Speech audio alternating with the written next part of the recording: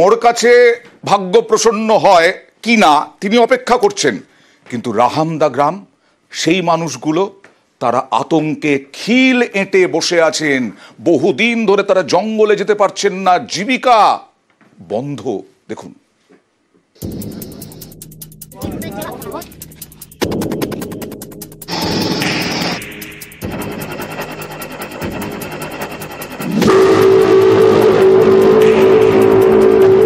পুরুলিয়ার বান্দোয়ানের ঝাড়া পাহাড়, এখানেই রাহামদা গ্রাম।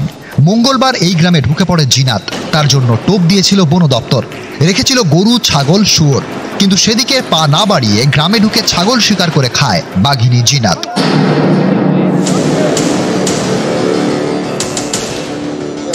জিনাতকে ধরতে এবার সুন্দরবন কৌশল। এর আগে সুন্দরবনের গ্রামেও বাঘ ঢোকে। বাঘের হানা থেকে গ্রামবাসীদের বাঁচাতে তখন জাল ব্যবহার করা হয়, জাল দিয়ে গ্রাম ঘিরে ফেলা হয়। এবার সেই একই কৌশল পুরুলিয়ার গ্রামে। আজকে কি কেউ গিয়েছে জঙ্গলে? না না, যায় না, ভয়ে কে যাবে জঙ্গলে? যাবো কই, বনে তো বাঘ আছে। খাবারের জন্য কি আপনার ঘাস পাতা আনতে হবে? কোথা থেকে আনবো? বনে থেকেই তো আনি। অনেকগুলো ছাগল মেরে দিয়ে? অনেকগুলো আছে তো, আরো ছাগলগুলো আছে, বেঁচে মরে গেছে মনে হয়।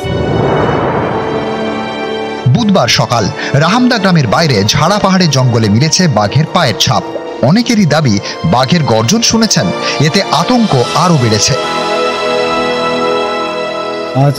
তো বাঘ আছে দেখা যাচ্ছে, তো আমাদের পুকুরি সেটা একটু পাশ পাওয়া যাচ্ছে, নেট দিয়ে ঘোরা হয়েছে, মানে একটু দিয়েছে এই সাইডটা, মানে এদিকটা বাকি ছিল, এই সাইড দিয়ে নামিয়েছে। উড়িষ্যার সিমলিপাল ব্যাঘ্র প্রকল্প। সম্প্রতি এখান থেকে জিনাত নামের বাঘিনী ঝাড়খণ্ডে ঢুকে পড়ে ঝাড়গ্রামের কাঁকড়াঝোড়ে। সেখান থেকে দুয়ারসিনি হয়ে পুরুলিয়ার বান্দোয়ান।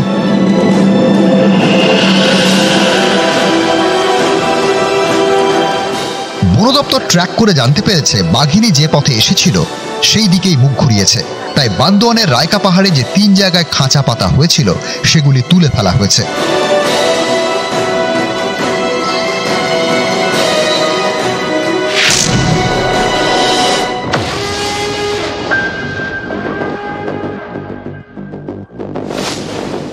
খাঁচা পাতা হলো? হ্যাঁ, কতগুলো খাঁচা পাতা হয়েছে? এখন 5টা পাতা হয়েছে। লোকেশন কি পাওয়া যাচ্ছে? লোকেশন এই দুটো পাহাড়ের মাঝখানে আছে। নিউজ 18 বাংলা।